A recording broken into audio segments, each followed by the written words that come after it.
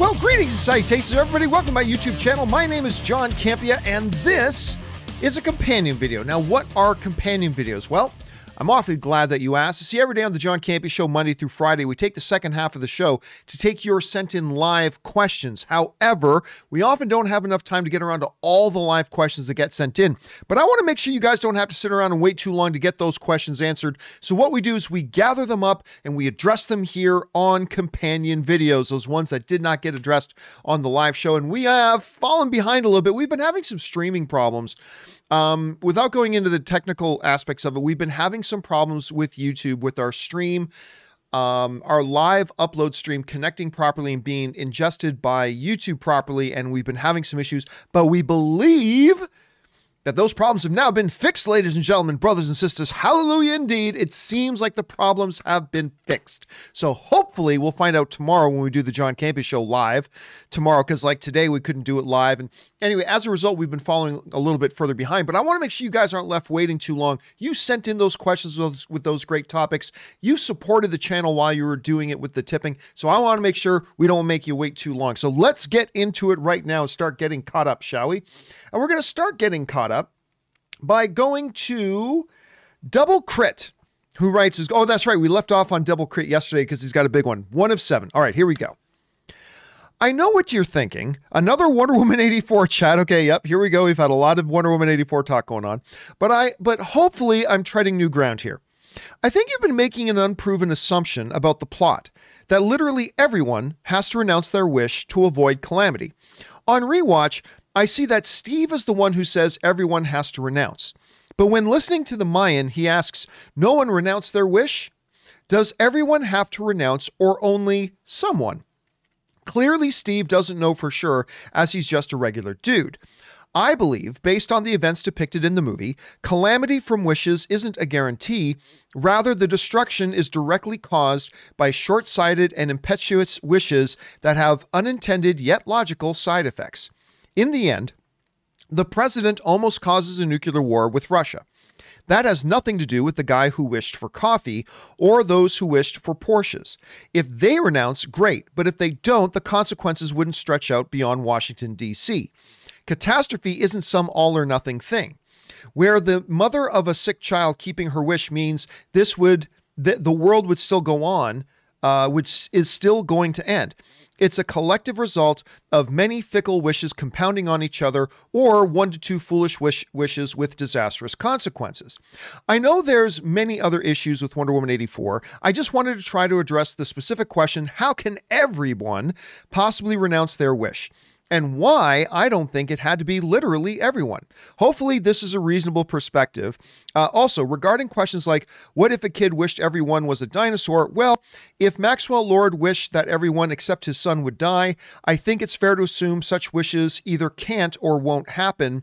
Otherwise, there's no movie. All right, thanks for sending that in. And yes, we have been getting a lot of questions and comments and observations about Wonder Woman 84. Of course, one of the big pivotal ones has been the fact that, this really flawed mechanic in the movie that everybody has to renounce their wish, which is kind of clearly stated. And when we come to the end of the movie, anyway, there's a whole bunch of problems throughout. So what Double Crit is kind of suggesting here is, okay, it is said in the movie that everyone has to renounce their wish. But what if that's not true? What if that's not true? What if they only made that assumption, but it turns out, no, they didn't need everybody to undo their wish. Turns out only a couple of people need to undo their wish. And the world will be fine if just a couple of key people undo their wish. There is a couple of roadblocks with that thing. Okay, number one. There's something known as a narrative. What's the word I'm looking for? A friend of mine who's a writer calls it a narrative anchor.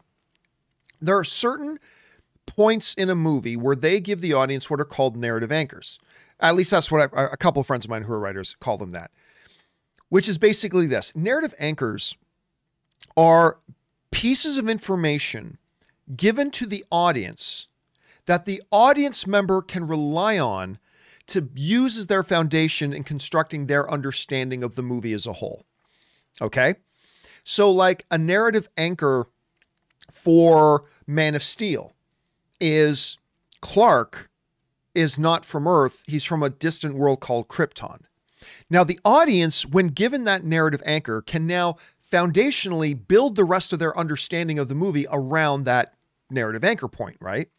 Now, that's a big, obvious example, the Man of Steel one, but almost every movie has these narrative anchors, a bit of information given to the audience that the audiences can use that one or several anchors as their foundational understanding as they build their perception, their understanding of the movie as it unfolds. That scene was clearly intended as a narrative anchor. It was a bit of exposition being given by the characters to the audience so the audience can follow along why the upcoming actions have to happen and why those upcoming actions are important. So Steve basically saying, and Diana agreeing and everybody else there, everybody has to undo their wish. That was a narrative anchor. That became a foundational truth of the movie that we built our rest of our understanding of the movie around as the movie then progressed. But let's assume for a second that that wasn't a narrative anchor. That Steve was just wrong. And Diana was just wrong in accepting what he was saying and all that. And that was just nonsense. You know, he should have never said it in the first place, right? Okay. That still raises new problems then. Because you're saying, you say in your last part there, what if certain wishes couldn't be done? What? The president could wish for nukes that would end the war, that would end the world, but tons of other people can make unreasonable wishes, right? So a wish is a wish. Literally anything can be granted. So the problem that this creates is that, okay, so let's say, well, to avoid calamity, only those who wished for something that could cause calamity need to undo their wish. But in a planet of 5 or 6, however many billion people we're up to now, in a planet of 5 to 6 billion people, whatever our population is now, you can't tell me that only a handful of them would make a wish that could bring the world to the brink of calamity, right? You can't tell me only a couple of them, because I am telling you, there's a 10-year-old kid out there who would wish for everybody to be turned into dinosaurs. There is a kid, hell, there was a college student out there that would wish the Transformers were real and descended to Earth from distant Cybertron and came to Earth in search of Energon. You cannot tell me that there wasn't a 12-year-old Bruce Wayne. Now, this creates the other problem, that there wasn't a 12-year-old Bruce Wayne who didn't wish for Thomas and Martha Wayne to be alive again. Well, then there goes the DC cinematic universe. Little Bruce Wayne grows up with his parents now. No need for the Batman. You know what I'm saying? Like, what we would have is, if it wasn't explicitly stated in the movie that everybody had to undo their wish, then by the time we get to the end of the movie and Diana, it's Christmas time, she's out walking around, she comes across Scarf Guy, and, that would be a world where little boys would be walking around with their pet Tyrannosaurus Rexes. It would be a world where millions of people who had died would have been brought back from the dead. It is a world where somebody would have wished for cancer to be cured. Are they going to undo their wish? Nope. So now that world that Diana's in has no cancer. There's no cancer. So I appreciate very much that you're trying to look at this thing from a different angle, different points of view. That's what we as fans should be doing when movies are really laid out bad logically. But again, everyone that we come up with, including myself, every possible solution I come up with creates other roadblocks and other potential problems. And those are a couple of the ones that I see there anyway. But keep thinking about it, Double Crit.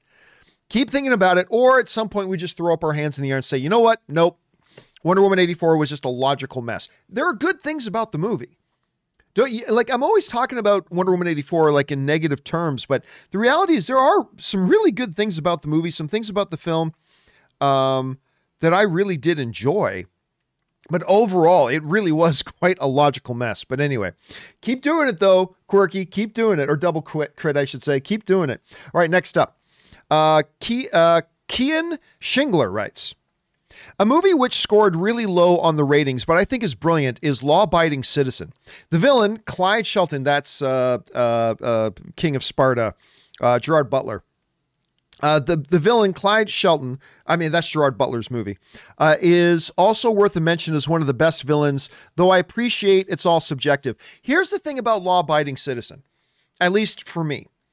And let me see if I can bring it up here, because Law Abiding, I had a lot of fun with Law Abiding Citizen. Let me see if I can get it here. So, oh my gosh, 2009, it's already like 12 years old. Dear heavens. Anyway, Gerard Butler, Jamie Foxx, and I thought it was quite good for most of the film. For most of the film, I thought it was quite good. The problem, though, with it is this. The first two acts are fantastic. The third act of the film really falls apart. Now, again, that's a subjective opinion, right? That's not fact. That's just a subjective opinion. That's my subjective opinion. But I think part of the reason why you see the not best reviews about it is because I think a lot of people felt the same way I did, was that the third act was just kind of a mess. Now, I thought the first two acts were so good that I still enjoy Law Abiding Citizen. And I'm a sucker for Gerard Butler movies, I am. But it really was quite a disaster at the end. And I don't know, again, it is all subjective. Just because I think Darth Vader's one of the best doesn't mean he is. I mean, so I wouldn't count this as one of those personally. But if you've never seen Law Abiding Citizen, you should give it a shot. If for no other reason, yeah, I think the third act falls apart a bit, but the first two acts are fantastic. So if you haven't checked it out, you should go and check it out. All right, thanks for sending that in, Kian. All right, next up. Rebel Plot Armor writes, one of two. Thought Light of the Jedi was okay. I guess that's the new High Republic novel. Great first third of the book. A nice nod to the Legends universe. However, the Republic as a character was boring. Super naive, and the repeated use of its new catchphrases felt a little creepy to me. The villains did not really excite me either. I was expecting their leader to be Lobo. There are always the typical Star Wars verisimilitude breaks too. I hope I enjoyed the next book more, and it's not a repeat of the, in my opinion, dreadful Aftermath series. Yeah, I ditched on Aftermath. I think I got halfway through the second book. But I remember, I still remember exactly where I was. I started reading the first Aftermath on a plane. I was on a flight. I had a 5-hour flight coming back from the East Coast, and I got into it. I'm like, am I going to finish? And I finished it, and I got into the second one. It's like, I tapped out on the Aftermath series. I've got the audiobook of the first High Republic thing. I'm only about 3 hours into it. I am enjoying it so far. I'm enjoying it so far. Oh. As far as the idea of the Republic being kind of naive, I think any utopian situation you create, I mean, this is the whole idea of the High Republic. Why the Republic stood for so many generations is because there was an idealism to it. And I think a lot of us, when we look at scenarios or characters that are built on idealism, a lot of us are skeptical about that and we call it naivete. And that's fine. All I can say, like I said, I'm not even a full third of the way into the book yet. So far, I'm enjoying it. But you know, you obviously finished it, so let's see how I feel about it once I'm done. Thanks for sharing your thoughts on that, Rebel Pilot. Appreciate that, man. All right, next up. Sergeant Ward writes, hey, John, do you think Disney could release the original theatrical cuts of the original Star Wars trilogy in the same way Warner Brothers is doing the Snyder Cut? Nope. Because I don't believe they're legally allowed. From what I understand, when George Lucas sold Lucasfilm and Star Wars and everything to Disney, one of the provisions he put in that deal was that, because he was adamant about this by the end, was that the new versions of Star Wars Empire Return of the Jedi are the definitive versions of the movie. I wish he hadn't done that, but they're his movies. He had the right to do that. Those are his definitive versions of the movie. And I don't think he ever wants the original trilogy to ever see the light of day again. And I don't think Disney even has that option. Because listen, Disney's all about making money. And Disney knows you put out on Blu-ray the original theatrical cuts of Star Wars, Empire, Return of the Jedi. They know that'll make them millions. They know that. And of course they'd like to do that, but they can't. I think the only way that will ever happen is if, once George is, hopefully this day is very, very far away, but once George is no longer with us and his estate, probably his kids, maybe then they give Disney permission to do it. I don't know. But as long as George is here, we ain't going to get it. At least that's my understanding.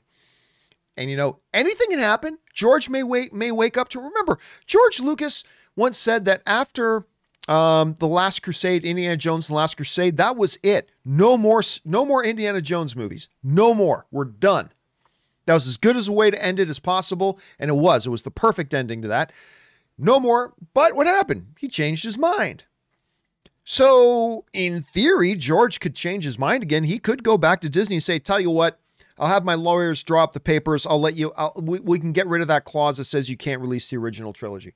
But I don't think that's going to happen. Hopefully I'm wrong, but yeah, so don't hold your breath, Sergeant Ward. Don't hold your breath. All right.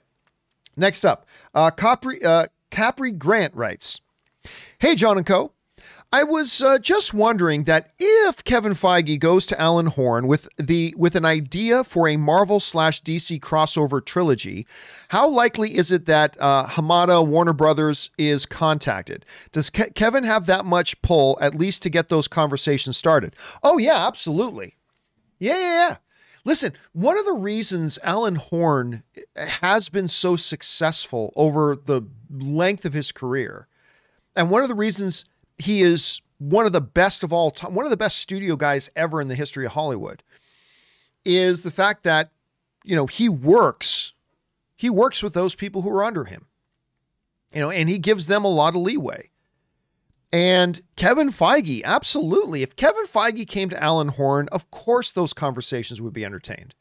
It doesn't mean an ultimate green light would necessarily be given, but absolutely. Here's the thing. Kevin Feige ain't going to do that. Kevin Feige doesn't even like this. Right now, Kevin Feige doesn't even really like having the situation with Sony that he does with the Spider-Man character.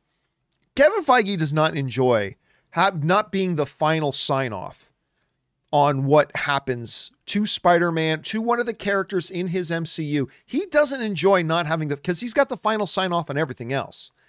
He's not a fan of this.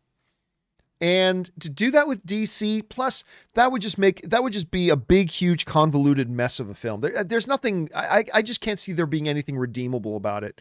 But that's my take. So the issue isn't whether or not, Alan Horn would entertain an idea from Kevin Feige. Of course he would.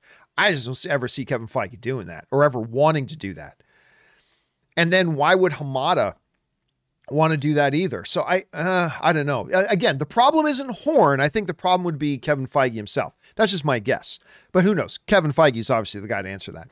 All right. Grant also writes, seeing as Disney isn't completely abandoning the Premier Access, wouldn't it be better for them to create a premium Disney Plus tier? Instead of charging $6.99, they charge $14.99 for the higher tier and release Premier Access movies there free of charge. No. Nope. They wouldn't see the benefit of that. I mean, if they're going to do Premier Access, then you have to consider them as special one-offs, right? What Disney, and I remember Bob Iger talked about this at D23, they don't want to be like Peacock that has like 3 different tiers. If you're a Disney Plus subscriber, you're Disney Plus. And now they have these special one-off things. Now, remember, I don't think that these Premier Access things are going to catch on with Disney Plus. They did it with Mulan. It was a total disaster. Now, we said, though, if you remember, we said they'll do this again because it's too small of a sample size. One attempt is too small of a sample size. They're going to try it at least one more time, maybe two more times. So it was with no surprise that they said they're going to try it again with Raya and the Last Dragon. Will that have any more success than Mulan did? I don't know. Maybe yes, maybe no. But I mean, they really don't want to create a multi-tiered system with their service. The pure simplicity of, if you're a Disney Plus member, you're a Disney Plus member, period. Now, that doesn't mean I don't personally like the idea that Peacock is trying something different. They have a free tier. They have a low tier for $5 a month. And then they have a more higher access tier, like with more content and no ads and stuff like that. I kind of like that they're doing that. They're trying to be a little bit different. But Disney seems pretty clear that, nope, we like simplicity. We like to have clear messaging to our consumers. If you're Disney Plus, one price, boom. And if they do Premier Access, they're going to be considered special events. So, yeah, and I just don't think they would see the benefit of that. So I don't think it would work in their favor. So anyway, that's just my thought on that. All right. Capri Grant also writes, as far as you know, John, how are TV scribes / showrunners paid for scripts they write? The WGA minimums show they're salaried weekly for X weeks, but they are also paid the minimums for scripts they write for an episode in addition to their salary. And listen, every contract is unique. And I have never been a showrunner. Well, I have, but not for these type, not for real like broadcast shows. I've never been a showrunner, so I simply do not know.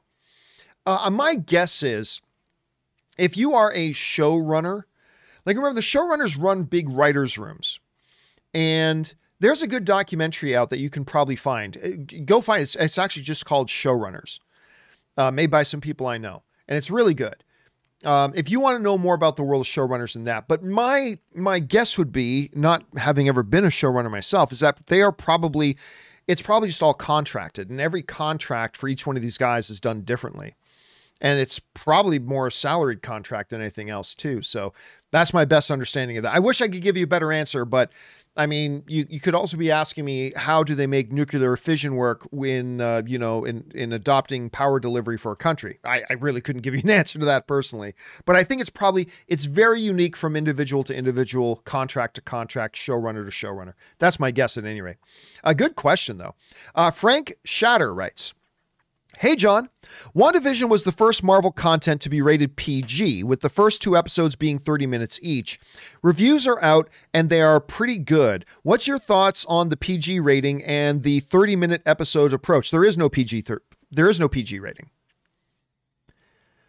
The rating system, PG, PG-13, these are designations given by the Motion Picture Association, the MPA. The MPA, as far as I know, only gives these designations to movies. They don't give them to TV shows. So I'm really unclear about that. Why don't I take a second here? WandaVision PG rating. Let me just see this here. So Games Radar, I'm looking at this right now. Here, I'll bring this up so you guys can see it too. Game Radar is saying the age rating for WandaVision has been revealed. To kick off Marvel Phase 4, the first MCU chapter will be officially more suitable for young children. That's because WandaVision has been rated TOTV PG. Okay. By comparison, all the MCU movies at this point have been rated PG-13, though see, this is the thing. This is what I was getting at. The MPA gives the movie rating scale. The Motion Picture Association gives the movie rating scale. This is a completely different set of things. So it is not a PG rating. It is TV PG. Though it's a different rating scale, PG-13 offers strongly cautioned parents, younger children. Children is, roughly speaking, equivalent to the TV-14 rating, blah, blah, blah. So it's not an apples-to-apples comparison. So it doesn't mean anything. I mean, we'll watch the show and then we'll get a sense of how it does or does not measure up to other things. But this isn't an apples to apples comparison, and it's different ratings boards that hand these things out. So a TV PG may mean one thing in television, but it may not just be, then it's a direct equivalent to what a PG would be in a movie theater. That's not necessarily the case. So once we get like 3 or 4 of these Disney Plus MCU shows out and we see what TV ratings they get, and we know that they generally get PG-13 in theaters, then we'll be able to start making some comparisons and start drawing some equivalencies. But right now, it really doesn't mean anything. So I would not give that any thought whatsoever. Just remember, TV PG is not the same rating as PG because they're completely different ratings boards giving them, and they could mean different things. So yeah, I wouldn't think about that at all. 30-minute episodes, yeah, I'm not thrilled. I'd like to have longer episodes, but you know, let's see. I'll take whatever they're willing to give me at this point. Hell, give me 12-minute episodes and I'll just be happy. We've been waiting a long time for these MCU shows to pop up on Disney Plus. We're finally here. So yeah, obviously I would like it a little bit more than 30 minutes. I would like it to be more than 30 minutes, but hey, like I said, I'll take what I can get and I'll smile and be grateful. All right. Next up, Capri Grant again writes, I hope they do Loki justice in the show and not just play him for jokes and make him job to everybody. Loki was a prince of Asgard and trained at the highest levels of Asgardian combat. He dominated Captain America and could give Thor, movie 1, and could give Thor a fight. No, listen, I've never felt... They've always portrayed Loki as a major, like, alpha level threat. Even when but part of the reason we love Loki is his charm and humor. That's one of the reasons we love him. I hope they don't stray away from that. But there's also a reason he's also considered extremely dangerous, right? And when you look at Thor Ragnarok, when they finally let him loose to go nuts on fools and they had the big combat going on, he was wrecking shop, right? And he's fearless. Like, he's not afraid of anybody. That's why that one scene in Ragnarok when he realizes it's the Hulk, there's like, oh, because he did get his ass whipped by the Hulk. But everybody other than Thanos gets their ass whipped by Hulk. So I have no doubt. Listen, if they think so highly of Loki and they recognize the love so many people have for this character, that he's going to be in that first year of MCU standalone shows, I think you're going to see a good degree. And by the way, seeing the trailer for myself, it seemed like they were giving him, if he's being treated as an A-level threat, as an alpha level threat, I think that says they've got the respect for him. But I also don't want them to lose that charm. I don't want them to lose that humor. I want it all. I want them to have it all. And I think they're going to give it to us. I really do. All right. Thanks for that, man. Next up, Marie Seafring writes in, hey, John and Rob. Rob's obviously not here today. About the Loki series, 2 in a row about Loki. Since Frigga is the person Loki is closest to, that's of course his mother, played by Rene Russo, over under 30% that during the series, Loki visits Frigga and tries to prevent her death during a dark elf invasion of an alternate timeline. Thanks. I mean, look, narratively, that could be the case. They could do that narratively, but I couldn't possibly give any sort of guess on an over-under when we don't know really. I mean, the time variance authority is part of it, so it's going to be going all over the place. I really don't know. I mean, it's a possibility. I don't suspect we're going to see Rene Russo in here. I don't suspect we're going to see Anthony Hopkins, because while he was closest to his mother, he had the most reverence for his father. Remember, one of the things that makes the first Thor movie so great is that ultimately it's a movie about a father and his sons. And the one son who all he wanted in life was affirmation from his father. That's it. When it comes to, this is the brilliance of Kenneth Branagh's Thor 1. It's about, Thor aside, it's about this Loki kid. It's about a son who feels like he's lost in the shadow of his big brother and just wants affirmation from his father and to prove himself to his father. And that's really what it's all about. And I was already enjoying Thor a lot. Like, I was loving Thor. And then they got to that scene in the first one when you realize that when he let the frost giants in, he was never going to let a frost giant lay a finger on his, even if it's an adopted father, he was never going to let a frost giant lay a finger on his father. It was all a setup to look good in front of in front of Odin. That was really the core at the heart of it. It was a lost son wanting the affirmation of his father. Even if his father was willing to give it to him anyway, he just didn't recognize it or could receive it. It's beautiful. It's so beautiful. That first Thor movie, there is a reason I call it the second most underappreciated and undervalued comic book movie of all time. The number one is obviously Man of Steel, but number two is that Thor movie. What Kenneth Branagh did with that first Thor movie to me is absolutely unbelievable. But as far as bringing in Rene Russo or anything like that, I couldn't possibly give a guess because I know so little about what is the substance of this show going to be. I'll tell you what, though, ask me that question again after we see episode 1. Once we see episode 1 of Loki and we get a little bit of an idea about what's the substance of this show like, then I can probably give a guess as to whether or not we might see, a Rene Russo pop up. But until then, I couldn't even venture a guess. It's a good question, though, Marie. Thanks for asking. All right, next up. Meals writes, hey, John. Just seen Trial of Chicago 7. It's my favorite movie of 2020. What a great film. Such a fan of Sorkin's writing and everything he does. Such a fantastic rhythm with his dialogue. That judge, though, wow. What character for you is so convincingly irritating that you just want to slap them? Who, in Trial of the Chicago 7? Well, I mean, the judge... You know what the funny thing is? There's a lot of creative liberties. A lot of creative liberties from all reports that Aaron Sorkin took with the actual story of the Trial of the Chicago 7. For instance, the entire ending scene was really a complete fabrication. But weirdly enough, from everything that I read, the most historically accurate thing was probably the judge, played by Skeletor. Go look it up. He was probably, and oddly, the most accurate thing from what I've read and I understood. That dude was really over the top. I was honestly, really, many times for the film, more annoyed with Sacha Baron Cohen's character.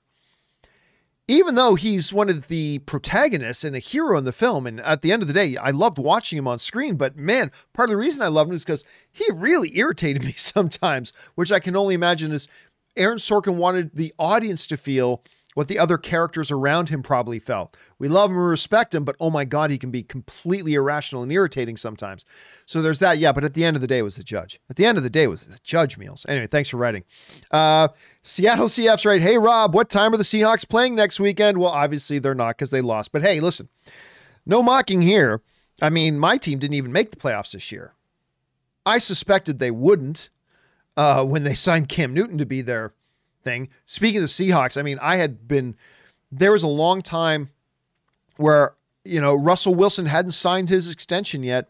And I was like, I really thought there was a chance that New England could get Russell Wilson. Oh my goodness. How good would that have been? Sorry. Bit of the soda went down the wrong pipe there. But we got Cam Newton, which was a horrible mistake. And I said so from day one.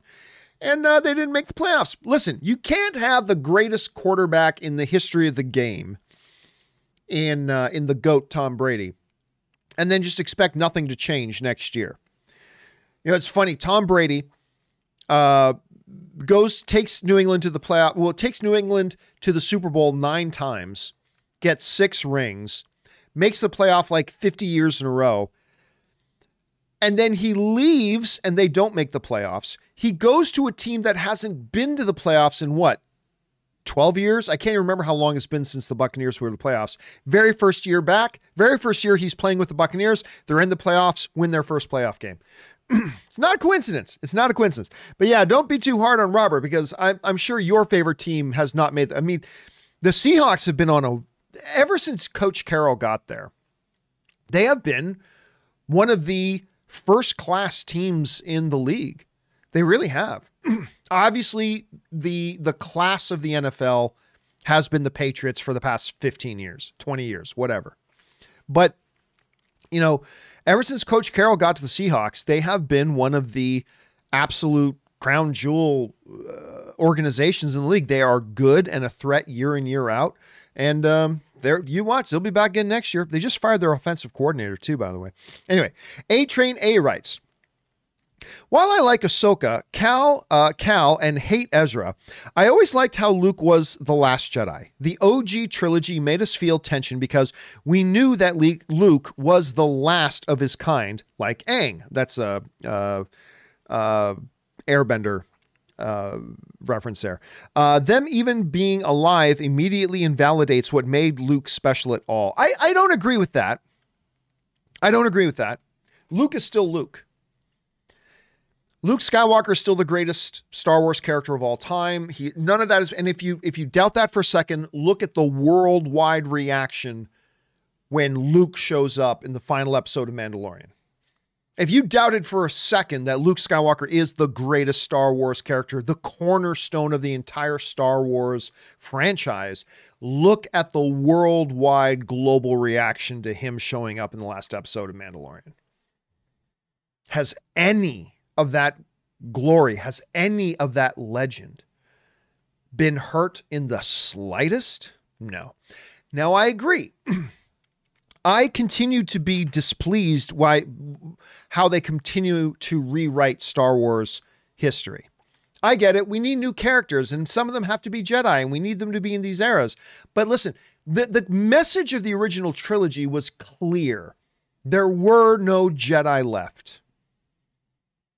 There was Yoda on Dagobah, there was a ghost Obi-Wan, and there was Luke. And that was it.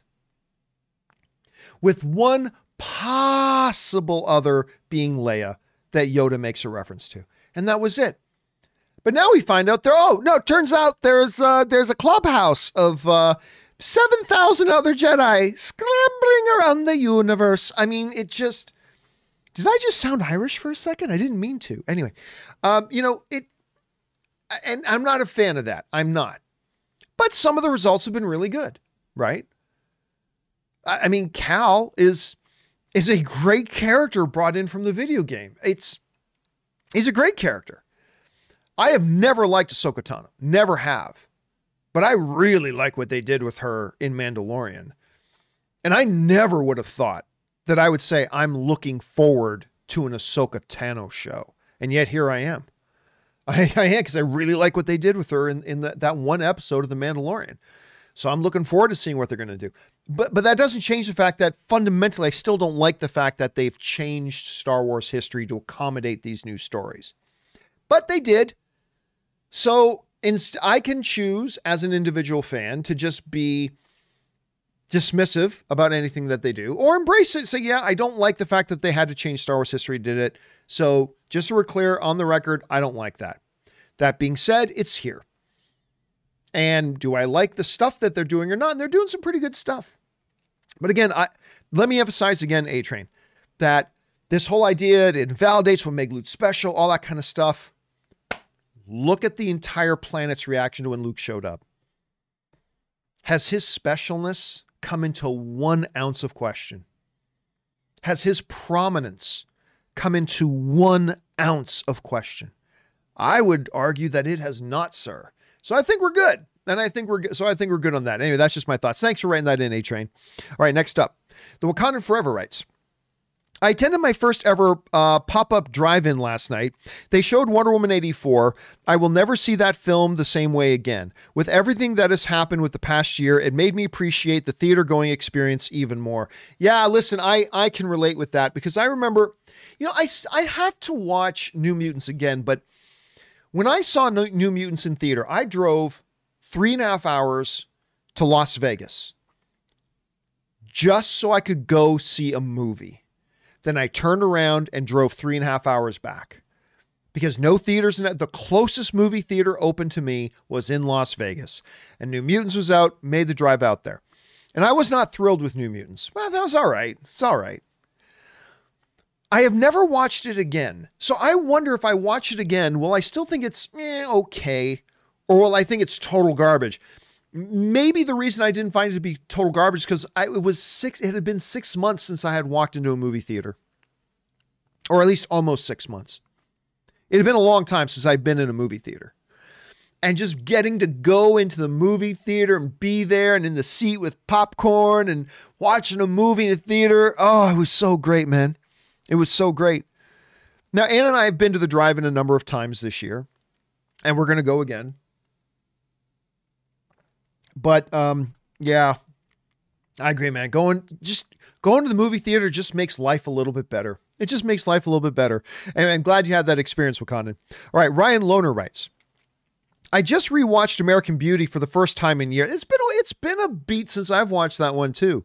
Let's just say, a movie has issues when the presence of Kevin Spacey isn't the thing that's aged the worst.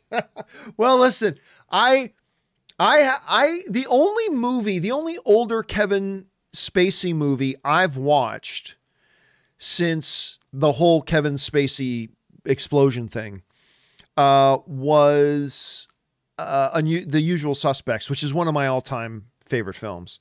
I talk about that movie a lot, but I haven't really, like I said, it's been a beat since I've seen American Beauty.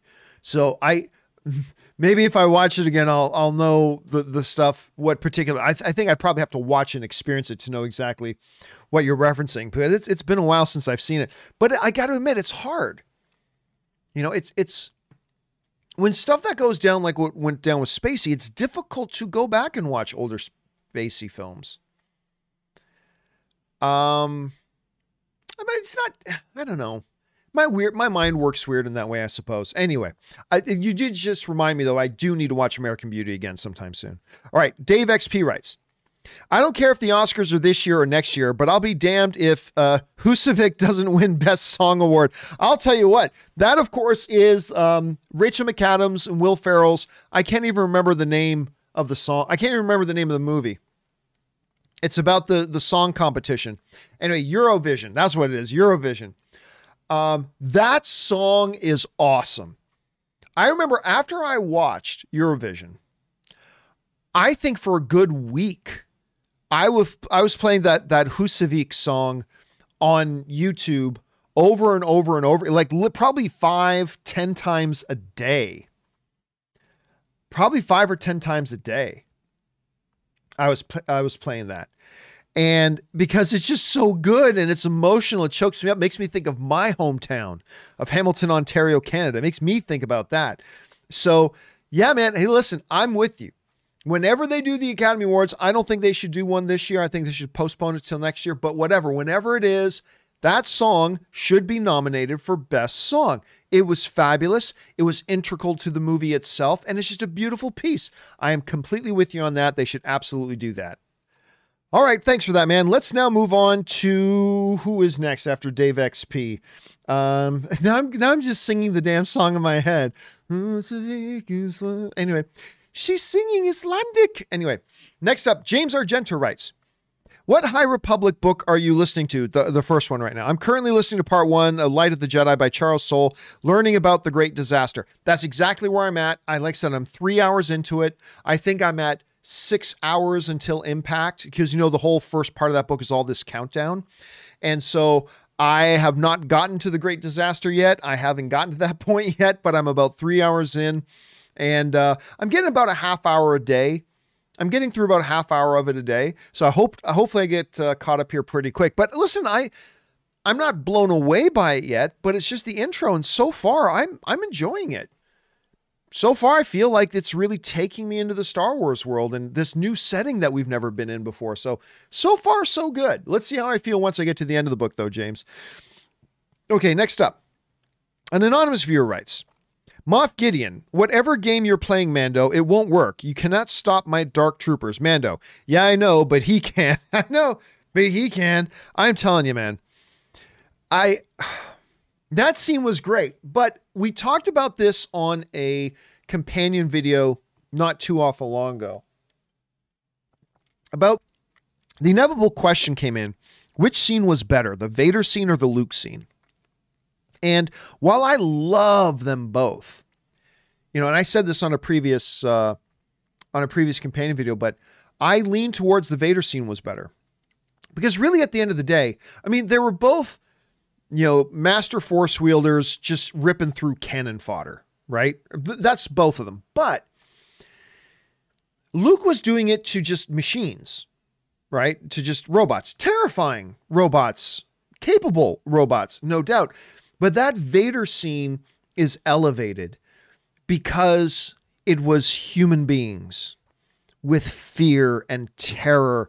And like, you don't feel fear and terror for a robot. I mean, the robots are going to say, "Ooh, cool," right? But when guys, oh my God, these guys are going to die, right? It elevates the scene. I'm not saying it was harder for Vader to go through those soldiers than it was for Luke to go through the Dark Troopers. But as a scene, there's so much more weight to that Vader scene because of that element that just wasn't there.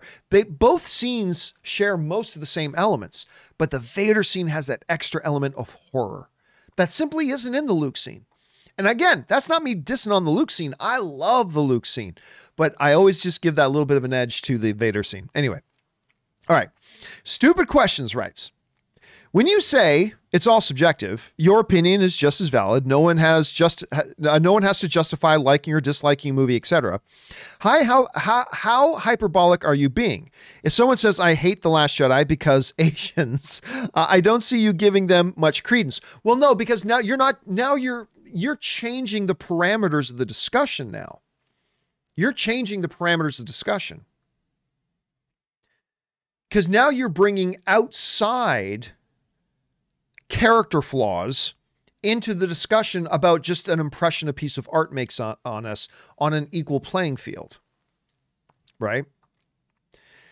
If someone were to say to me, I watched, The Last Jedi, and it just didn't work for me. I watched these things and I didn't like this conversation. I didn't like that conversation. I didn't like what this happened on screen. I didn't like that. And even if it's all things that I did like, it's like, hey, whatever, you watch it, didn't work for you.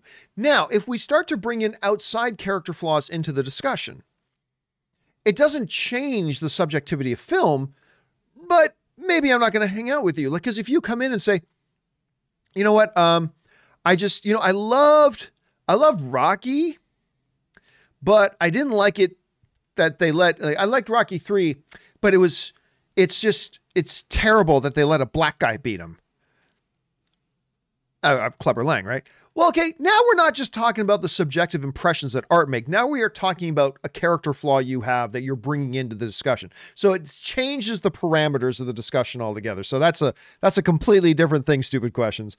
Although that wasn't a stupid question. Anyway, Steve Pintor writes, hey, John, I just saw your picture standing next to your bike, and I thought you grew out a beard. A lot of people did, actually. I was in shock. I hope you're doing well, my friend. I'm stuck at home for 2 weeks due to having COVID. Oh, man, that sucks. Get through it. Be safe. Be healthy, my friend. Be safe out there and bring on the filthy. All right, so for those of you who don't know what he's talking about, this past weekend, Ann and I do love that picture. Ann and I, we bought a couple of bikes not too long ago, and we like to go out for walks and rides and different things like that together. And there's this one picture we took this Sunday of me with my bike. But as you can see, I've got, a mask, but I pulled it down for the picture. But because it's a black mask, people, including, you can see right here, you can see even Dennis, even my friend Dennis Zen, right on. And right here, you see Christian Harloff. Both of them wrote in and say, I thought for a second you drew like a Habib Nurmagomedov beard or something like that. Like I had the Habib beard. It's like, nope, I could literally never, ever grow a beard. I mean, it literally would take me about 6 months, but I'm going to follow up on that because what happened then? So Harloff saw this picture and he said, dude, I totally thought you were growing a beard. And then he made this. Let me see if I can zoom in on this a bit. Oh, I can't. He made this picture, which kind of gave me the Aaron Rodgers beard. I don't know if Harloff, I didn't know Harloff had these Photoshop skills. So I don't know if Harloff made that himself or if he got somebody to make that for him. It says, here's what Campea would look like with the beard. It would, the funny thing is, it would seriously would take me about 3 months. Whereas most of my friends, that would take them maybe 6 days. 6 days, maybe 10 days to grow that kind of a beard. It would literally take me months, 3 months minimum to do that. I just don't grow facial hair. It's just really kind of embarrassing, especially for an Italian, Anyway, thanks for that, man. All right, next up.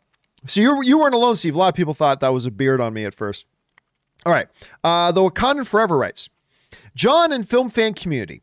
We Wakandans are very passionate and opinionated. We have our issues. Killmonger comes to mind. The passing of Chadwick Boseman, King T'Challa himself. We have endured and are alive and well. We love you, Wakandan forever. Yeah, it's still going to be a while for everybody.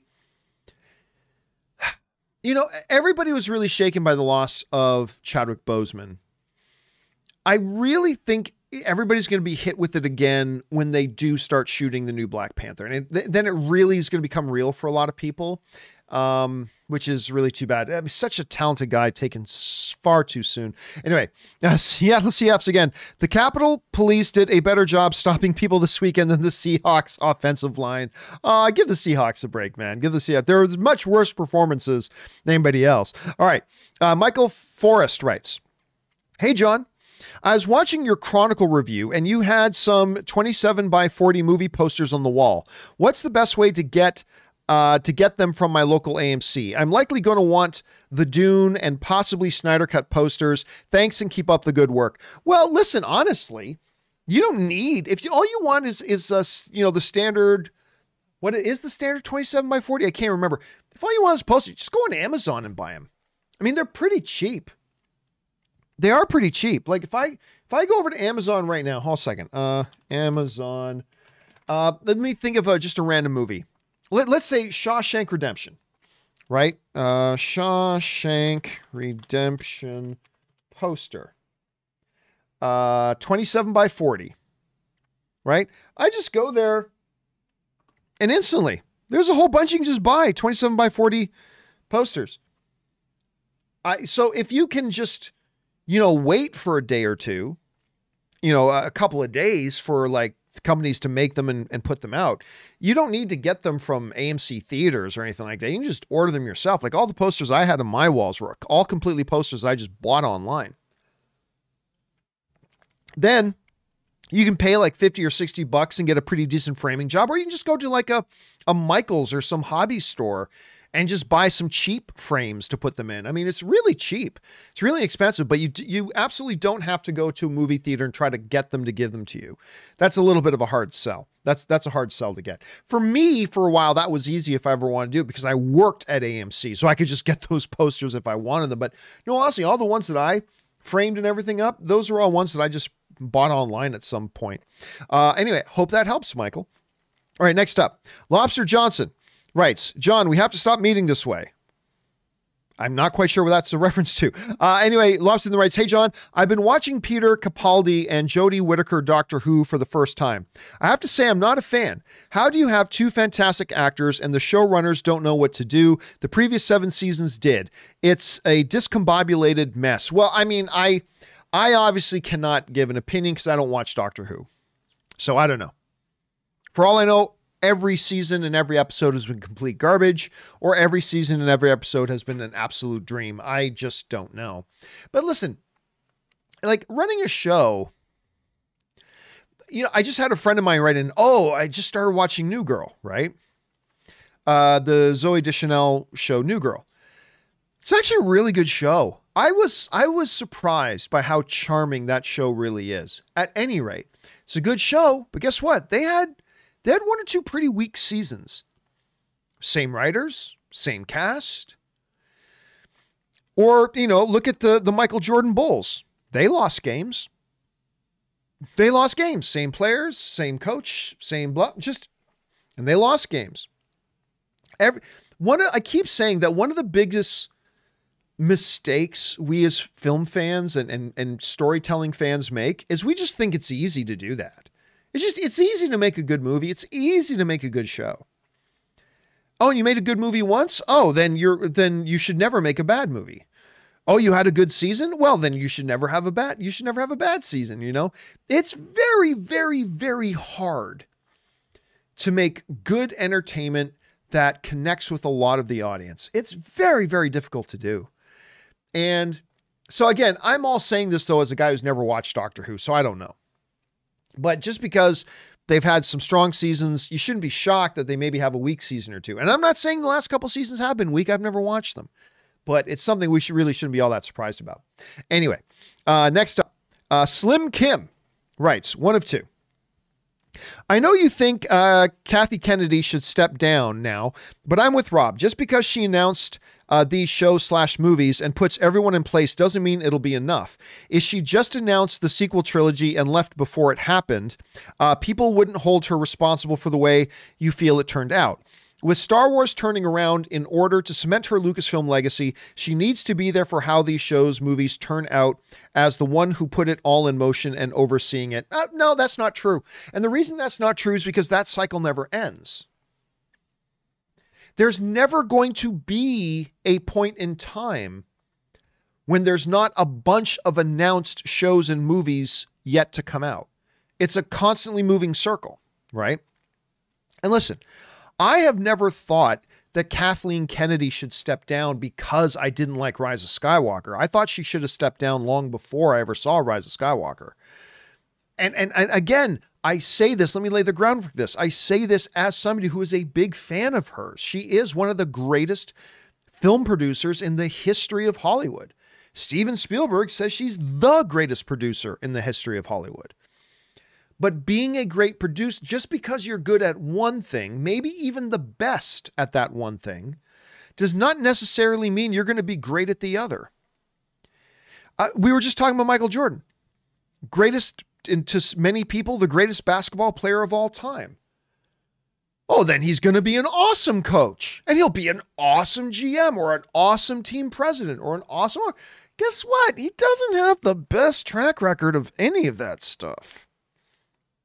I'm not saying he's been the worst either. I'm not saying that, but just because you're great at the one thing doesn't mean you're going to be great at all these other things. Like this is the argument I always have when people say, oh, you know who should run Lucasfilm? Dave Filoni. What the fuck does Dave Filoni know about being an executive of a large company and running a large organization like that? Nothing. Just because he made, some really enjoyed cartoon shows doesn't mean that by default he is the next executive of a corporation to run the overall organization. They're completely different things.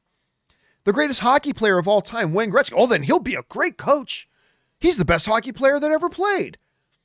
He didn't have the best coaching record. He tried coaching for a while. Didn't turn out great. Because you got to recognize when they're two different things. Anyway, Kathleen Kennedy, one of the greatest producers of all time, was not able to transfer.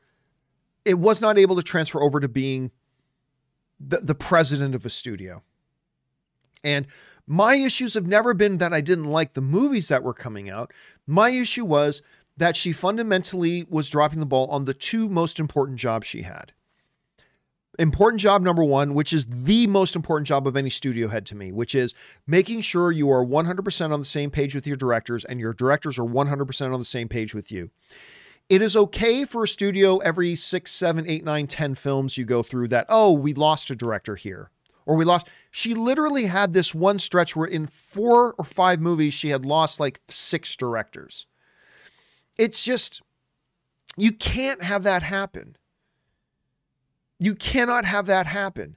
And it's something she never had to deal with being a producer before, but now this was different and wasn't working.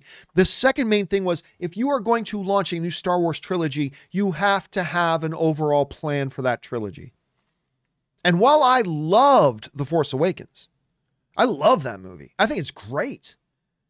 And I like The Last Jedi with some issues, and I hated The Rise of Skywalker, but the thing is, you can just tell by the time you got to the end of the second movie, and clearly by the time you got to the end of the third, there was no plan. They never had a road. They never sat down and kind of charted out a roadmap. These are the main keystone points that we need to hit in this trilogy. I'm not saying they had to write all 3 scripts before they started shooting, but at least have a general plan with some flexibility to change directions if you want. But they just never had a plan. They winged it. They winged it the whole way through. And that's why. Now listen, I applaud Kathy Kennedy for what they have done now. Mandalorian has been a massive, massive hit for everybody. Everybody's very excited about the new slate they've announced. This is a high point now. You know, you've taken leadership and you've put all this stuff in place. I believe now is a good time for her to write off and let a new head of studio come in, whether it's a Jon Favreau or probably somebody you and I have never heard of before, and take it the next way. And then that person will leave Lucasfilm 5, 10, 15, 20 years down the line, and the next person will come in and take it over. But I still do think now's a good time for her to go. I still believe I have no, just so we're clear on this, I have no insider information. I don't know this as a fact by any stretch of the imagination. This is just me making a guess. I still think she is not going to be at Lucasfilm by the end of 2021. I think she's going to get everything in place she wants in place, and then I think she's going to exit out on a high note and resume a very successful producing career. But again, that's no scoop. That's just me guessing, just so we're clear. All right. Thanks a lot for that, Slim Kim. All right. Next up, Forgot My Lunch writes, "Hey, John, being a huge Patrick Stewart fan, my uncle told me to watch I, Claudius. I saw that ages ago.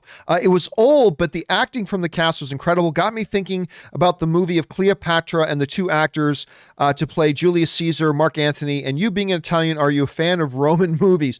Well, I mean, listen, none of those were proper Roman movies. Let's just be clear. It's not like those were made by Italians. No, but listen, I love Caesar. It's actually, you know what? Not many people know this, but whenever I do a mic sound check, everybody checking the microphone, checking 1, 2, 3, checking the microphone, 1, 2, 3, 4, 5, right? That's the general thing. For years, my mic check routine, and people laugh at me when I do it, but my mic check routine is quoting Caesar.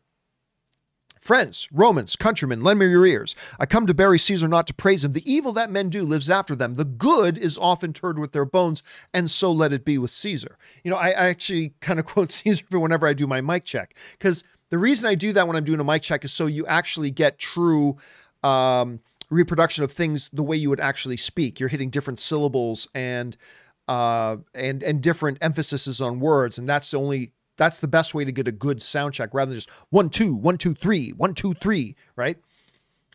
Why did I get into that? Oh yeah. Anyway, so I am a big fan of Caesar, but no, I don't necessarily, but I'm also a big fan of just the big epic films, right? So you go to like Ben-Hur, which centers very much around the Roman Empire, right? You go into stories like that. I love that stuff. I really do, but I wouldn't call them Roman movies per se. That's just me. All right. Thanks for that. And thanks for bringing up I, Claudius. I haven't thought about that one in a long time. All right. Russell Amador writes, "Hey, John, by any chance, have you seen the movie Driveways? It was the final film of the great Brian Dennehy. I've not seen it. It was a very moving movie and solid performances throughout. I find myself thinking this was a real life version. This was the real life version of Up to some degree." No, I am not familiar with this. Let me look this up here. What's it called? Driveways. IMDb. Brian Dennehy. It's a 2019 film. Brian Dennehy, Hong Chau, Lucas. Oh, I know this movie. Oh, no. Sorry, take it back. This isn't the movie I was thinking about. No, I am not familiar with this movie. A lonesome boy, let me bring this up here. A lonesome boy accompanies his mother on a trip to clean out his late aunt's house and ends up forming an unexpected friendship with a retiree who lives next door. You know what? I was really bummed out when we heard about the passing of Brian Dennehy. He might be, there's an argument to me, he might have been the greatest character actor of all time. I mean, he could just float into any movie, in any show, any role. I even watched him on Blacklist. Blacklist is one of the shows that I watch, and he could just come into anything and he could dominate a screen. And he always had this great presence, and he could be very funny and comedic at the same time, or like really deadly serious drama. But no, I never did see Driveways. I don't even think I've heard of this one. So thank you for putting that on my radar. If I get a chance, it said it came out in May of 2020, but if I ever do get a chance, if it comes across my radar again, I might have to watch that. Thanks for the recommendation on that, Russell. Appreciate that. All right. Sergeant Ward writes, "Hey, John. Have you seen the trailer for Lockdown? Yes, I have. Anne Hathaway steals a diamond during lockdown, and Doug Liman directing. He must be preparing for space by filming in hostile environments. What did you think of the trailer? I thought the trailer was good. I thought the trailer was quite good. I'm looking forward to it. I like Doug Liman. I'm obviously a big fan of Anne Hathaway. I'm a big fan of Chiwetel Ejiofor. Who is the... Hold on a second. Let me bring this up. Locked... who is the... Oh, it's Stephen Knight wrote the screenplay. Not to be confused with Stephen DeKnight. Stephen Knight wrote... But listen to this thing. Listen to the rest of this cast. Besides Anne Hathaway and Chiwetel Ejiofor, two of the best in the business right now. Ben Stiller, love him. Mindy Kaling, really like her. Sir Ben Kingsley, Stephen Merchant. I mean, it's a really solid cast. It's a really solid cast. I am quite looking forward to this. And of course, Doug Liman is supposed to be doing that movie in outer, like literally, him and Tom Cruise are going to go to outer space to shoot at least part of a movie actually in outer space. Not just using a soundstage somewhere. They're actually going to go to outer space to shoot a part of that movie. So we got to keep our eyes on that. All right. Anyway, next up, Achilles writes, "Hey, John, I just recently watched all of the Star Wars movies, and I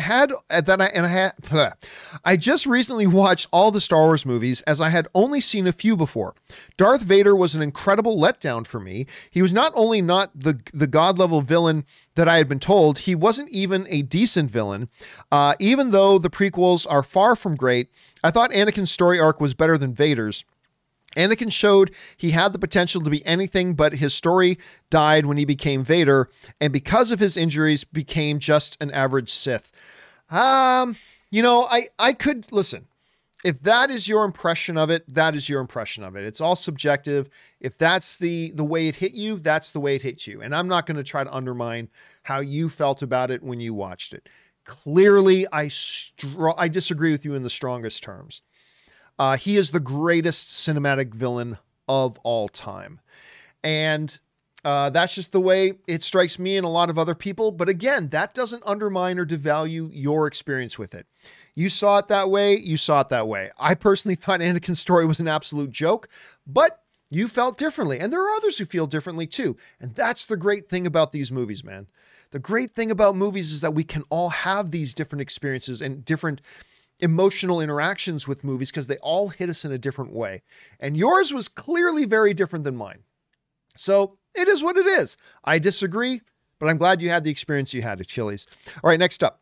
Russell Amador writes, "Hey, John, you speak of days of where you had long hair while in a band. Yep. And the breakdancing period. Yep. Do you think we'll ever see any footage of pics of said days? Nope. No.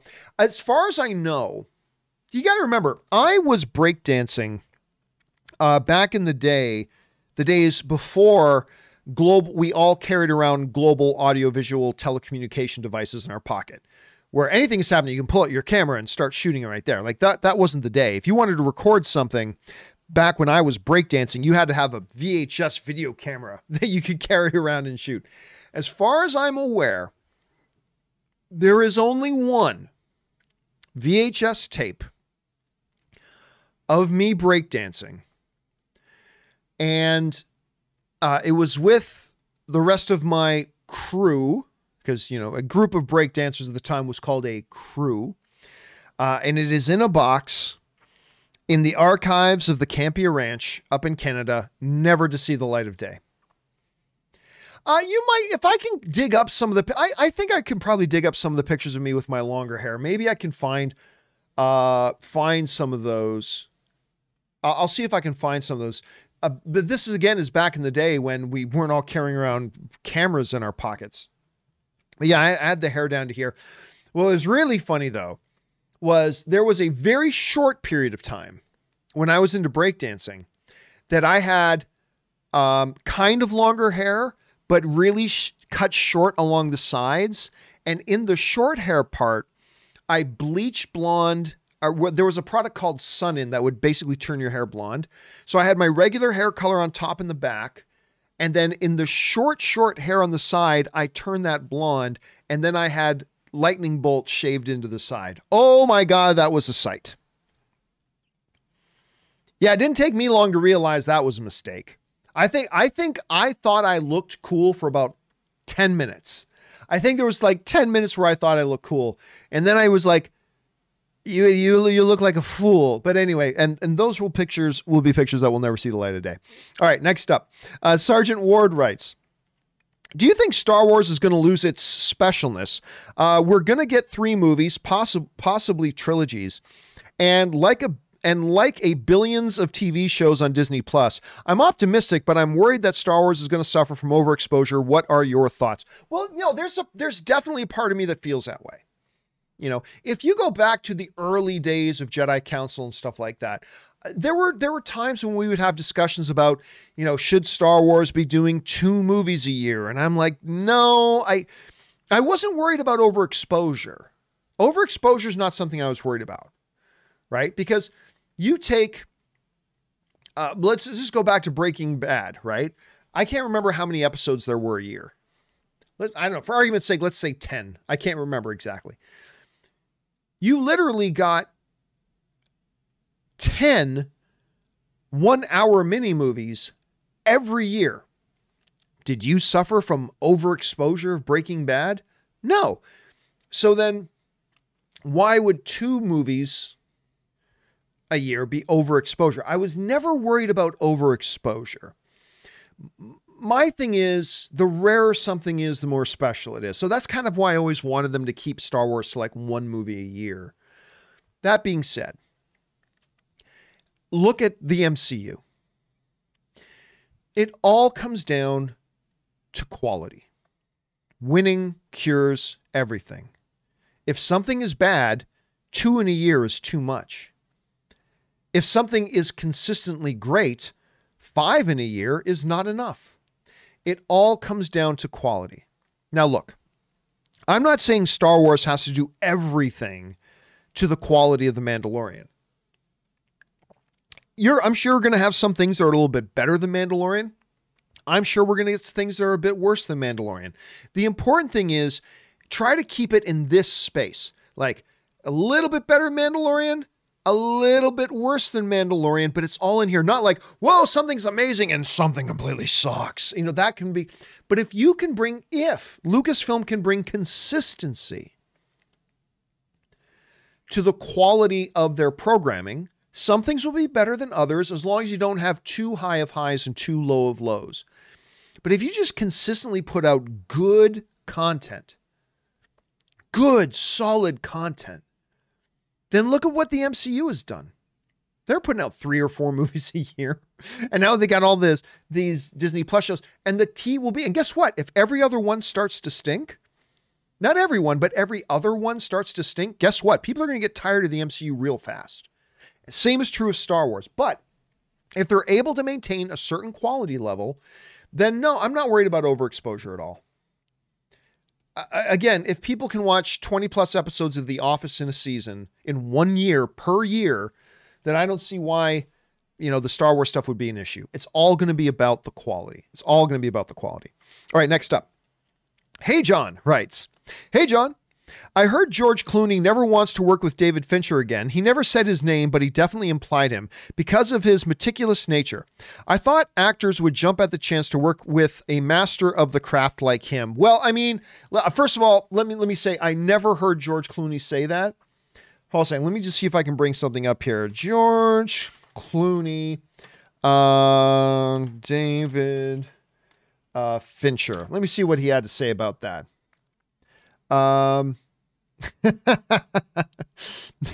There's a great thing here where he says, George Clooney says David Fincher's favorite, most used phrase on set is "shut the fuck up." Well, I mean, I don't know. Just listen. I think what can be true is everybody has a personality type, and every personality type, there will be another personality type that just does not work with them. That may work well with other people, but not with them. And so it can be very unique. There are people I have worked with before. Listen, I have worked with brilliant people over the course of my career. And, there are some of them who are brilliant that I would not rush out to work with again. It doesn't take away that I think they're great, but I would not want to work with again. And then there are others who I would. And that's not a negative statement on those who I wouldn't and those who I would. It's just saying, you know, they're different personality types. Now, again, this is all coming from me having not read whatever George Clooney's particular gripes are or beefs, but my first impression of that is simply like, listen, at the end of the day, writers, directors, producers, actors, whatever, we're all just people. And all people have certain personality types, and every personality types has certain other types that they just don't, you know, they just don't fit with very well. That doesn't mean anything bad about you. It doesn't mean anything bad about them. It just means, hey, you know, some styles or personalities don't click. So again, I'm talking out of my ass here because I don't know what the particular George Clooney situation is, but just because a director's a great director, if you've worked with that director before and you know, hey, it was oil and water, man. It just didn't work with us. That director's great, but I wouldn't want to work in that environment again just because it's not good for me. Hey, that's not saying anything bad about the actor. That's not saying necessarily anything bad about the director. It just means, hey, they just have personalities that don't work well together. Nothing wrong with that. It's all okay. Sun still shines. But again, maybe I'll feel differently if I read George Clooney's comments on that. All right, next up, we got James Welsh who writes, top 10 last year, promising young, top 10 last year, 2020. Promising Young Woman, Sylvia's Love, Ma Rainey's Sound of Metal, Never, Rarely, Sometimes, Always, Palm Springs, Summerland, Borat, Bad Boys, minus the ending. Was Bad Boys? Oh yeah. Minus the ending, Unpregnant. Again, I never did do a top 10, and nor am I going to for 2020. It's just too much of a asterisk-laden year. That to me, I know there were some people disappointed that I decided not to do any sort of best of 2020 or top 10 of 2020. It just was too much of a write-off of a year. I will tell you that, yes, Trial of the Chicago 7 was my favorite movie of the year. I will tell you that The Gentleman was my second favorite movie of the year because that was my favorite movie of the year until I got to Trial of the Chicago 7. But other than that, I did see a bunch of films. There was a bunch of good films. It's such an asterisk-laden year that it just wasn't, it didn't make it, to me, there was just no point in doing a top list of any kind. Because for me to do a top list of 2019 and a top list of 2020, that implies that there's an equality there, right? When there's not. This was a very fundamentally different year. So a movie making a top 10 list of this year really isn't saying much, in my opinion. It's just not saying much because it was such an aberration of a year.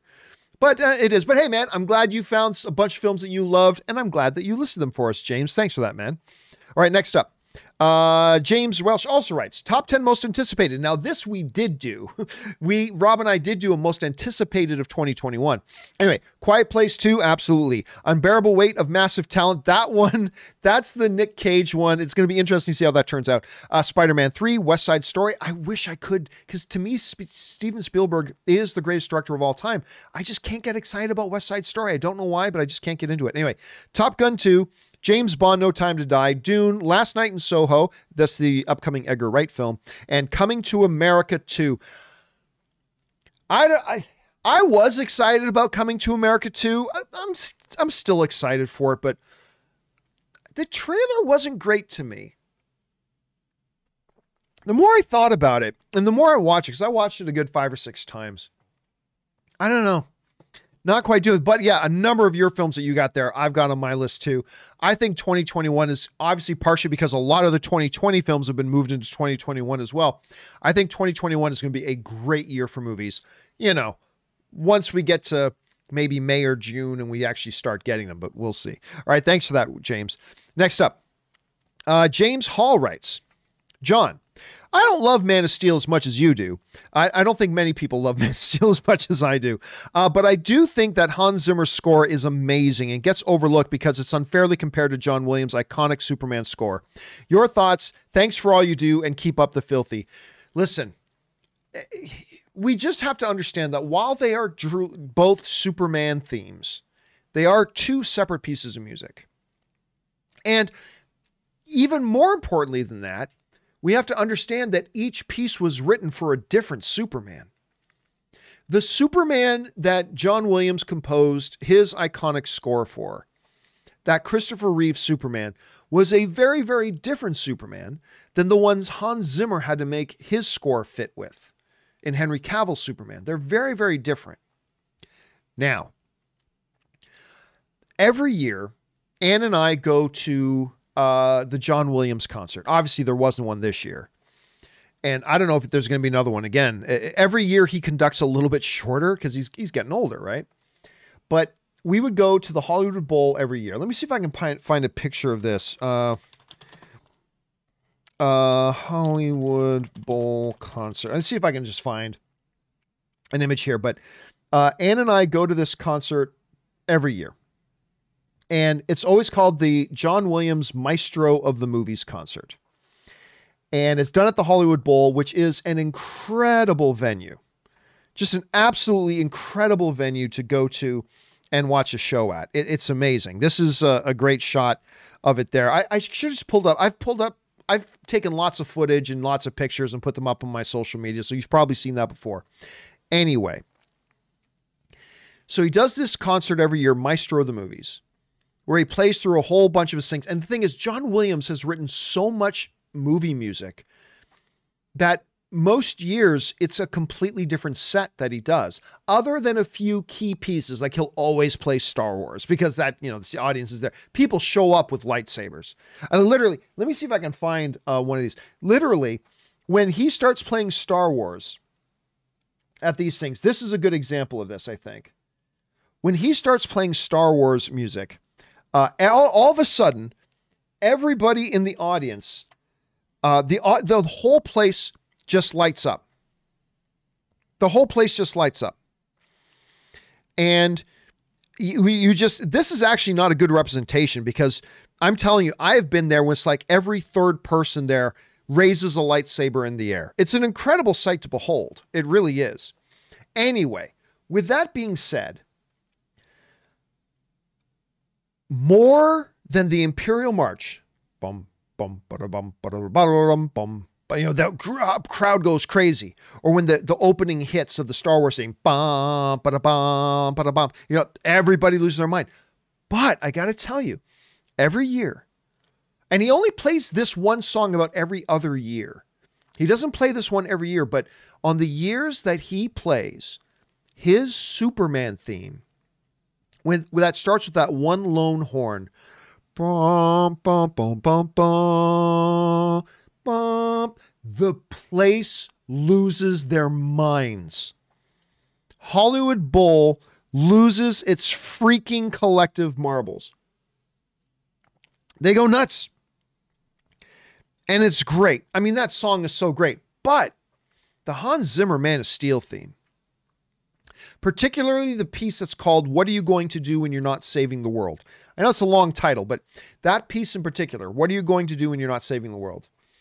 Bum, bum, bum, bum. I've told this story before, but when I get in the shower, I have certain pieces of music I listen to, because I'll take a shower. Like I'll get up, you know, early in the morning, get everything prepped for the show on top of the work I do on the night before for the show. I get up early, get the final pieces all put together, ready to go. Then I go take a quick shower. And when I'm taking my shower, I'll put on some music or whatever. At least once a week, I put on Hans Zimmer's Man of Steel. What are you going to do when you're not saving the world?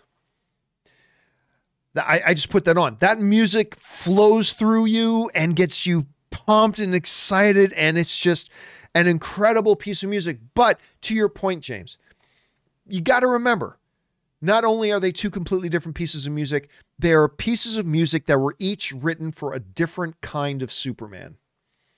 And I understand the comparison, but you also got to remember it's a little bit of an apples to oranges comparison. Not apples to spaceships, but apples to oranges comparison. It's a little bit different. Anyway, glad you brought that up, James, because I love both of those pieces of music. All right, Willow writes, if releasing your breakdown, back to the breakdancing videos, if releasing your breakdancing videos to the public will magically ensure that the Maple Leafs win the Stanley Cup, would you do it? Nope. Hey, listen, I bleed blue and white. I bleed blue and white. I have been to this day You know, everybody, oh, my sports team doesn't win. Guess what?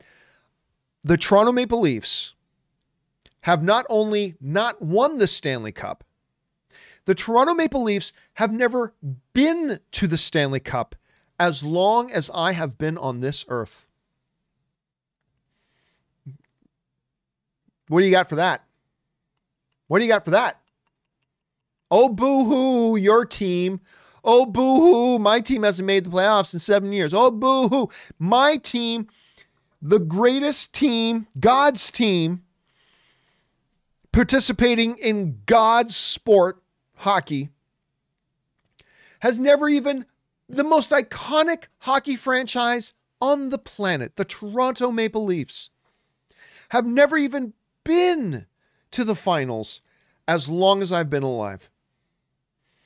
That is a streak of futility. And most of those years, they've never gone to the playoffs. But anyway, yes, I bleed blue and white. But even then, no, Willow, I would still not release. I'd have to give it some thought for a second, but no.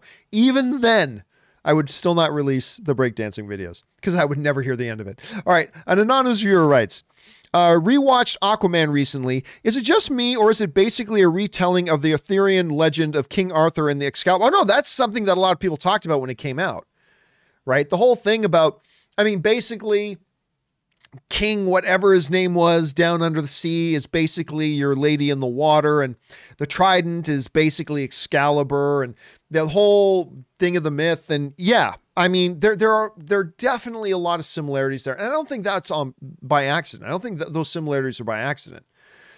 I think a lot was drawn on that stuff to really good effect. Listen, Aquaman is not Man of Steel. Aquaman is not Avengers. Aquaman is not The Dark Knight. It's not like iconic filmmaking.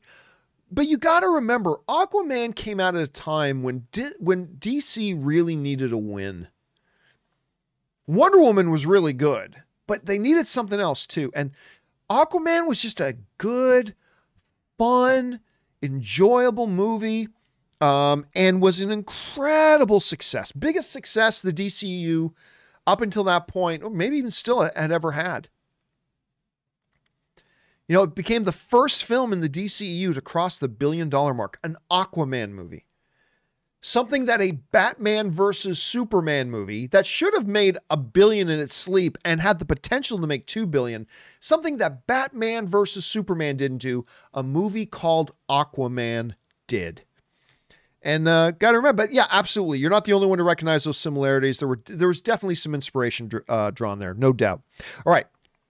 An anonymous viewer writes, the Browns, who were down some players and their head coach due to COVID, just beat the Steelers, beat the tar out of them at full strength in Pittsburgh in the playoffs.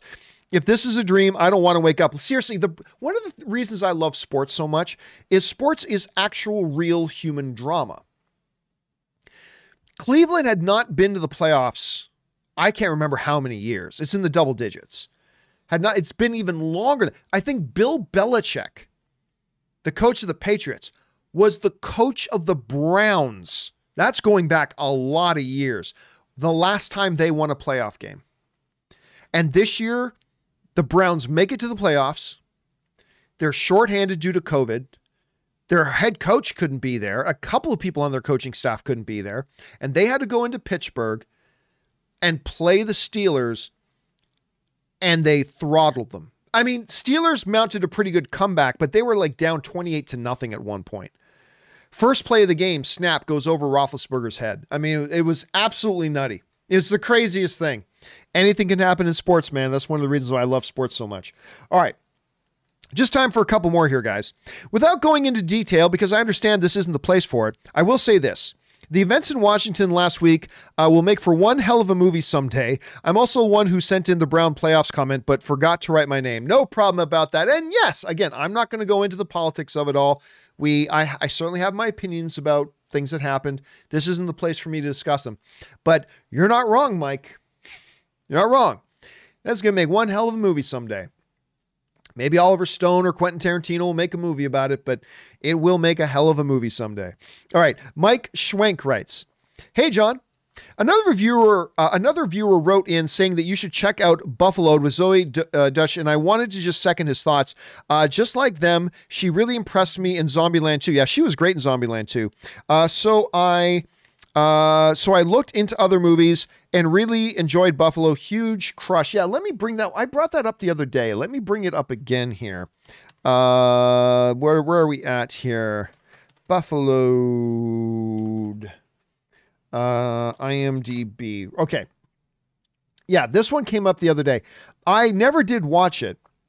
Oh yeah, because this one had Judy Greer in it, and I love her from she was in Ant-Man. She's Ant-Man's baby mama in that, and she's great as one of the voices in Archer. I love her in that as well. And Jai Courtney is in it as well. Set in the underworld of debt collecting. Just bring this up because we read this the other day. Let's read it again. Set in the underworld of debt collecting and follows.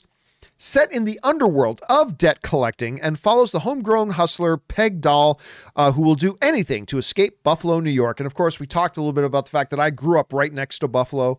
My hometown of Hamilton, Ontario, Canada is really only a stone toss away from Buffalo, right across the border. And and so I'm not really familiar with this film at all. Obviously, the IMDb user ratings, you can't really trust user ratings on IMDb, but the IMDb user ratings aren't that high, but whatever. But I'm not really familiar with it, but you are now the second person to send in that recommendation, Mike, and I appreciate that, man.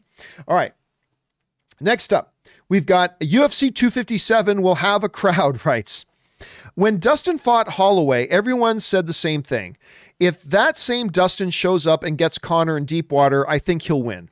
I said he would beat Max and nobody believed me. I like Conor, but it will be a fight. P.S. Watch Kingdom if you love MMA. I've been watching Kingdom. I'm about 5 episodes in. Not bad so far.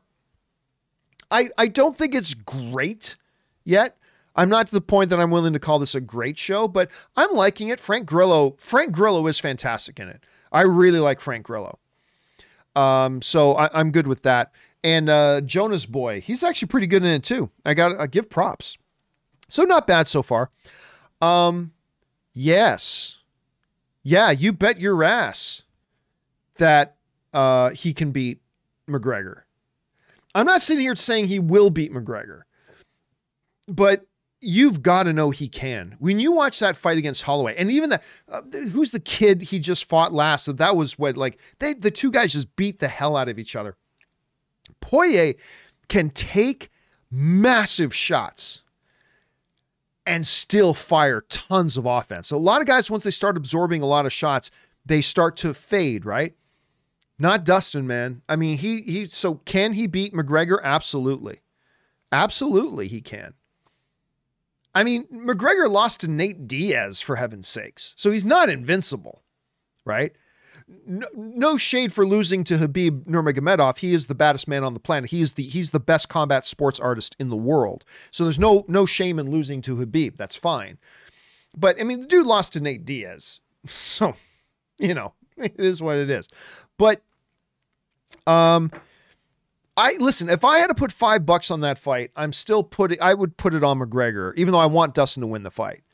But I wouldn't bet $10 because, yeah, you're damn right Dustin's got a shot at winning that fight. He definitely does. He's not the same guy that fought McGregor before. And McGregor's not the same guy either, but it's going to be a very, very entertaining fight to watch nonetheless. All right. Messi's the GOAT writes, I just spent the weekend watching the extended versions of The Hobbits and Lord of the Rings. That's a good run right there, man. While The Lord of the Rings is the better trilogy, Battle of the Five Armies is my favorite movie of the series. What's your thoughts on the Hobbit trilogy? Here's my thoughts on the Hobbit trilogy. To put just really simply, it was the fundamental mistake, and I'll explain why. The fundamental mistake of The Hobbit was when they went from 2 movies, because if you guys remember, The Hobbit was going to be done in 2 parts. The Hobbit was going to be 2 movies. And then, not terribly long before production started, they made the announcement, I think they announced at Comic-Con, if I'm not mistaken, that they were actually going to split it into 3. And that became a fundamental problem.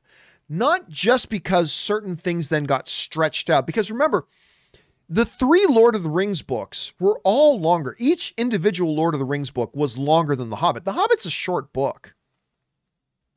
So why Fellowship of the Ring could all be done in 1 movie, but The Hobbit needed 2 in the first place, but now you're doing it in 3? So yes, you need to stretch some things out, but here's the real big problem. Let's look at the 3rd movie, the final one, right? In the final movie, it was all payoff with no setup. All payoff with no setup. Here's a really good example of what I'm talking about. Without setup, payoff loses their emotional weight. And without emotional weight, action is just visual noise. Look at the scene when Thorin Oakenshield battles the White Orc, who was motion captured and voiced by, oh gosh, why am I freezing on his name? He only stayed with me at Comic-Con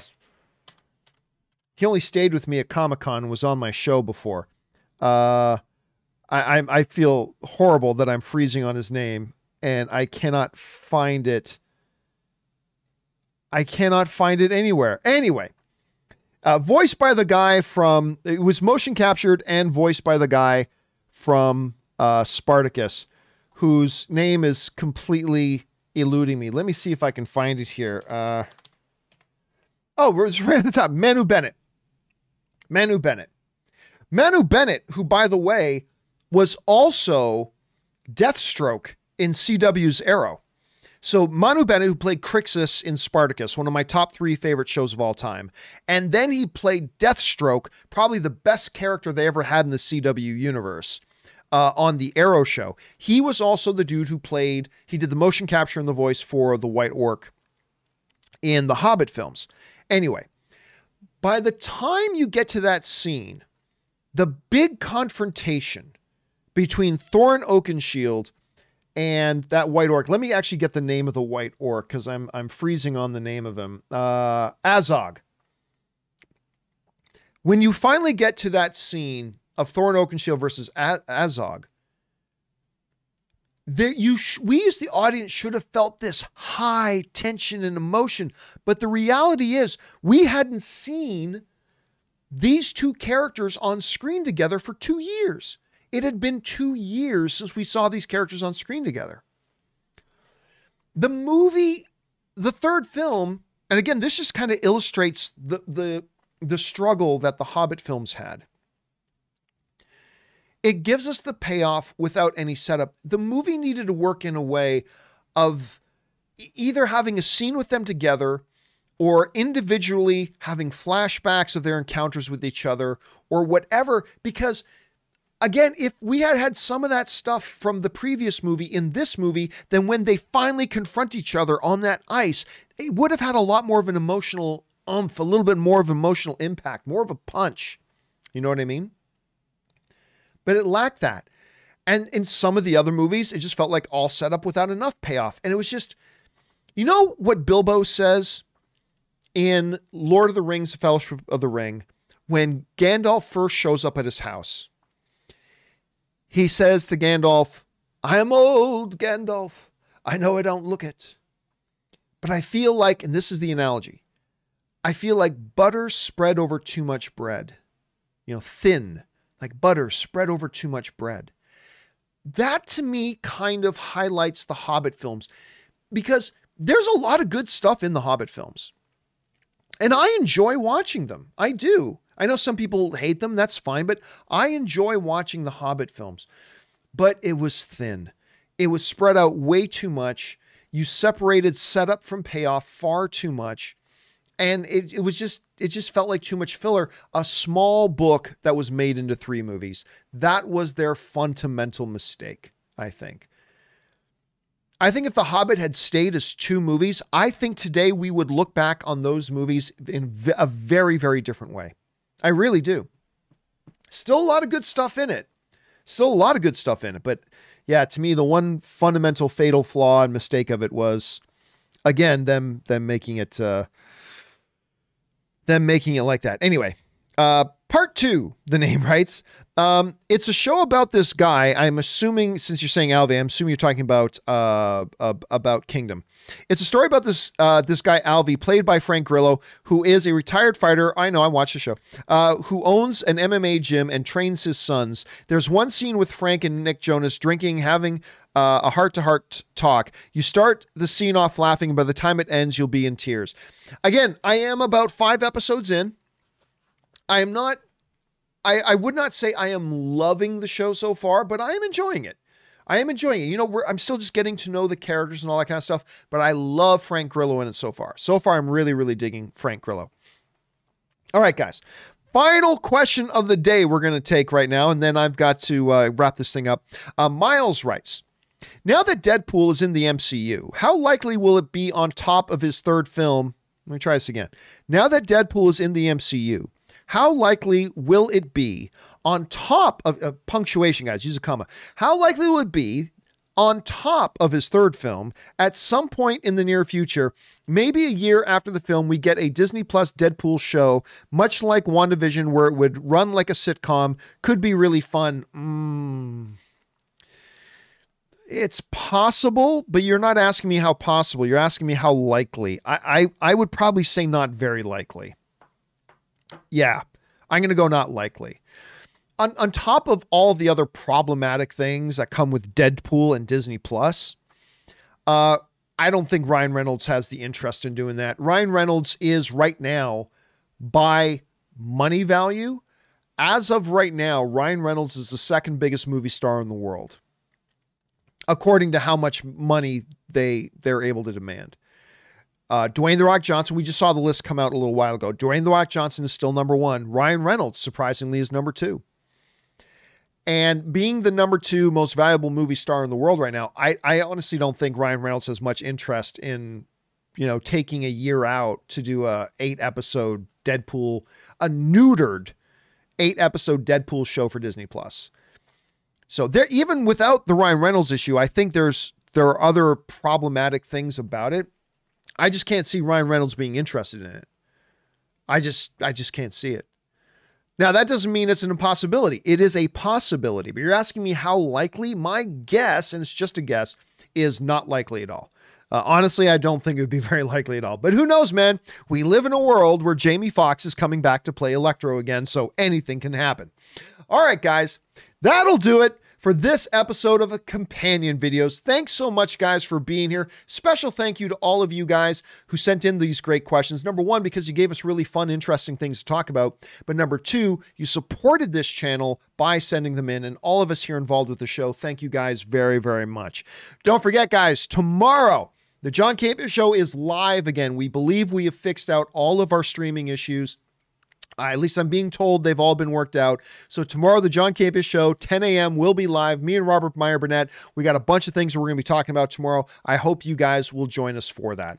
Guys, don't forget, there's still a pandemic out there. Please do the 4 main things. Stay smart, stay safe, take care of yourselves, and please take care of the people around you.